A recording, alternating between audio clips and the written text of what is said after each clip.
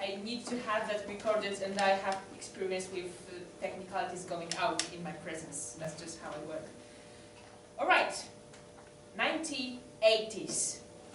Solidarność, the martial law, and Walesa. A special time in Poland.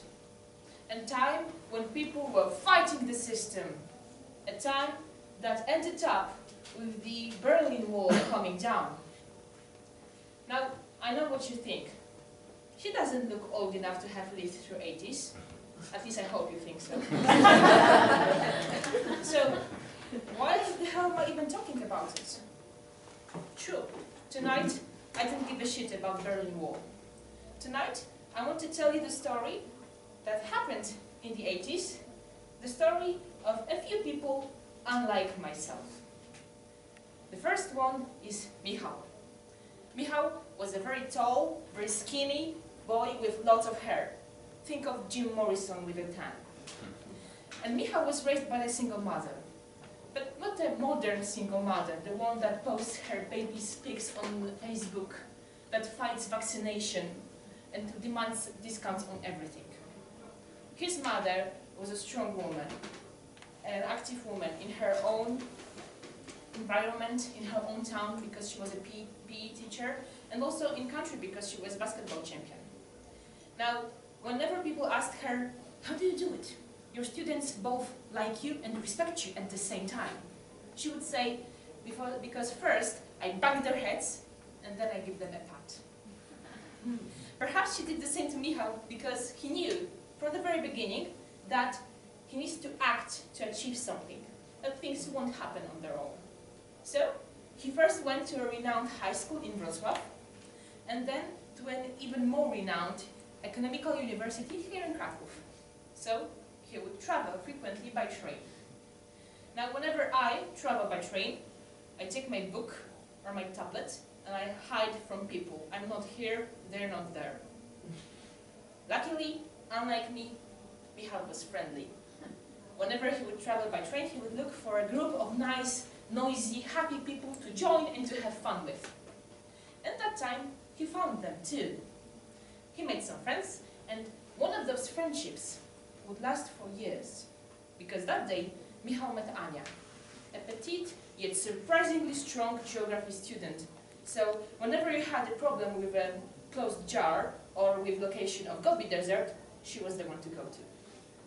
Now, Ania had many problems in the communist time because her parents dared to be educated, intelligent people who posed a threat to the government due to their unique ability.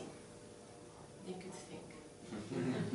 So each academic year was a mystery to Ania. Will she or will she not receive accommodation in students' dormitory? Well, that year she did not. So she had to look for something else. And she found a very nice room in a very nice location with a devil landlady. The landlady was old-fashioned, so Ania had a particular amount of water and electricity that she could use per month. And of course, no boys on the premises. Because a decent young lady should spend her time studying, reading, and praying. Perhaps for her husband, because in such conditions finding him would be impossible. Now, Michał wasn't husband material for Ania. Actually, not for any girl. Not because he wasn't smart, handsome, or nice, because he was. He was also what I call an unintentional friend zoner. Girls would go, hi Michał, and he would go, hi. And he had lots of friends. He didn't see things they were showing him. Apparently he was better at reading economical books than women. But despite the fact that they didn't want to get married, they wanted to meet more often. So, well, what I would do, I would stick to the Victorian era landlady. Because once I find a secure accommodation, I stick to it. However, luckily, unlike me, Ania was bold in other parts of her life than public speaking. So she started looking for a new flat, and she found an accommodation. Of course, you had to use a hose instead of shower, and basically it was a basement. But other students were living there, so from the social point of view it was a better choice. And that's how Ania became neighbors with Gosia, a social sciences student, a beauty. Whenever she would play with her childhood friends, Gosia would be either a fairy, or a princess, or Marusia if they played Cztery Pancerni. So that's how things were going now, and Michał was still visiting Ania. Now, whenever I visit my friends, I don't care about their flatmates, I don't care about the neighbors. Okay, if I see them, I say hi, but I prefer not seeing them. And luckily, unlike me, Michał was sociable. Whenever he would visit you, he would say hi to everyone in 5-mile radius of your accommodation.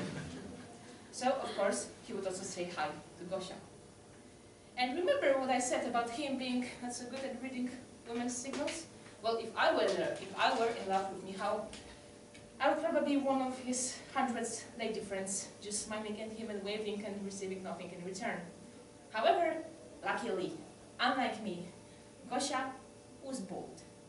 Gosia knew that, well, it's not good just stopping on the delicate signals. She has to be more specific. And her signals were clear enough for Michał to notice, and clear enough for a 29th wedding anniversary next Tuesday. And now you may think, well, what the hell am I telling you? Like, I'm obviously not Ania or Gosia or Michał. So why am I telling you that love story?